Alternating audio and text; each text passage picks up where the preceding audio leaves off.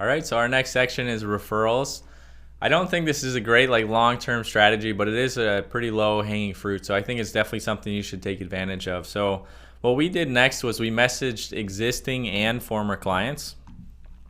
We had a lot of people that we went through with, but I'm just going to share one example with you really quick of how powerful this can be. So what I did was I got pretty in-depth with the first email I sent. I thought this was a really warm introduction because these clients know us, they trust us, they probably worked with us for a long time. So what I went through here, I'm going to read through the email and I'm going to point out some of the main things that worked really well. All right, so I said, hey, I've got a favor to ask. Did you see that challenge we sent out to grow someone's email list to 100,000 people in a year? We're looking for someone that has a $50 to $100 product in the health space. They should be able to put up $1,000 a month in Facebook ad spend and $1,000 a month to cover our cost of managing their ad campaign and optimizing their sales funnel. We're building out the sales funnel for free. Here's a diagram of what that looks like. There's the ad, the quiz start page, the quiz, they get their quiz results, and then it goes to a sales page, order page, and thank you page. Next, leads should cost between 20 cents to 50 cents, meaning we would need just a 4% conversion on that ad spend to break even with a $100 product. Less if they spend more on ads, even less if they have an upsell. As their sales funnel becomes profitable, we expect they'd reinvest and increase their ad spend to grow their list faster. We're looking to create an engaging case study and show people what we are doing as we do it for every couple weeks on our blog. As you know, we normally charge $5,000 to set up a sales funnel and $3,500 a month to manage ads and optimize landing pages, but we think this will be a great educational promotion for our readers and hopefully attract a lot of attention. And of course, it'll be a huge win for whoever we pick. I've got one person signed up already and I'm looking for 2 more people to get started by Friday next week, just in case someone drops out in the middle of our case study for some personal issues. Do you know anyone that would be a good fit? A couple things I'm going to point out here is one, we explain the pricing right up front. So whoever is going to be referred is going to be highly qualified if they raise their hand. 2, we rationalize and explain the logic end to it. So we say, we want to grow someone's email list by 100,000 people, but we explain how we're going to do it. We talk about here's the quiz funnel. It's not going to be that hard to get the math to work where we get someone in. It's going to be a 4% conversion. What we do is we set a good price comparison. We talk about what our other pricing was. So we say, normally it would be a $5,000 setup and then $3,500 a month. And this was true because this client was actually paying us $3,500 a month. And we set urgency and scarcity as well. So we talk about, we only have 2 more spots available and I'm going to be closing it off by this next Friday. And then I do the call to action. Do you know anyone? And so this email, we did a better job. We really focused it on the health niche. And so what happened next was we had a huge outpouring of support. This person then turned around. He did a great job of referring us. He sent it to 9 people. He put them all in the same email string, so he creates even more urgency for us. He says, I'm sending this to a few friends. You can see the names above. If you're getting this, I think you should go for it. I pay Jeremy $3,500 a month to manage our Facebook campaigns. Plus, I like him. No affiliate relationship here, just friendship and business respect. Read what he's looking for and then contact him directly. It'll help you build a 100,000 person email list this year. And then he basically says, have a great day. Talk Jeremy into doing more than 2 of these. So he does a really good job of teeing it up. But what happens is it actually ended up working like gangbusters. So just as some responses, hey, Jeremy, I'm interested. I have products that fit this range. You can give me a call this weekend. I'll make it a point to call you back when I get a break from our event. So this person's actually he's like, hey, call me on the weekend. Who would think that they would want a sales call on the weekend, right? Another person here, hey, Jeremy, this person included me in the email below. I'm interested in talking about this with you.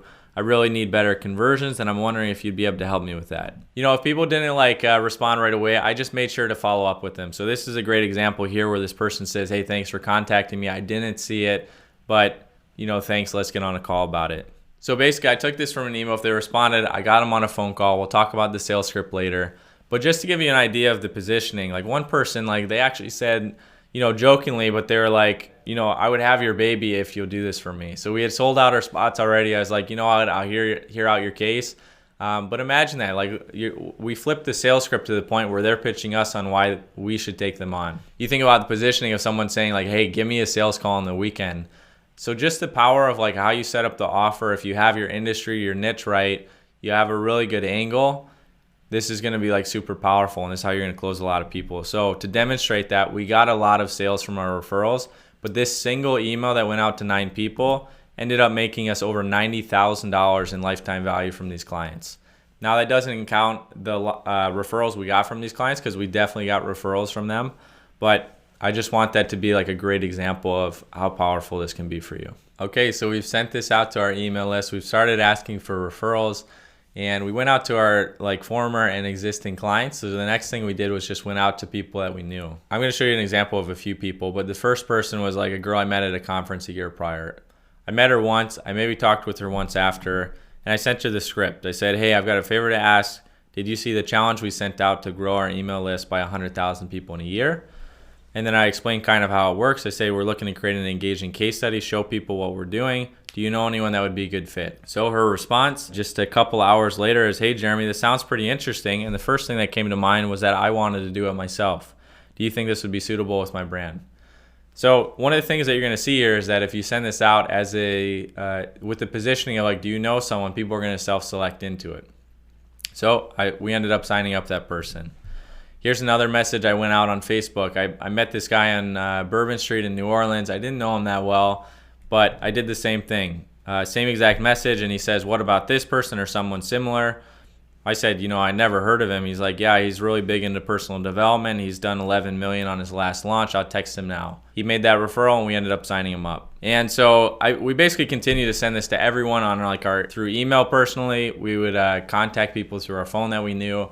And then I message people personally on Facebook. And so the point that I want to make to you here is you don't need case studies. I wasn't sending people really case studies. I was leveraging the idea of a past case study that we had done, but I wasn't really sending that to every single person. You don't need deep relationships. A lot of these people that I was messaging, I barely knew, or I'd met them once or twice.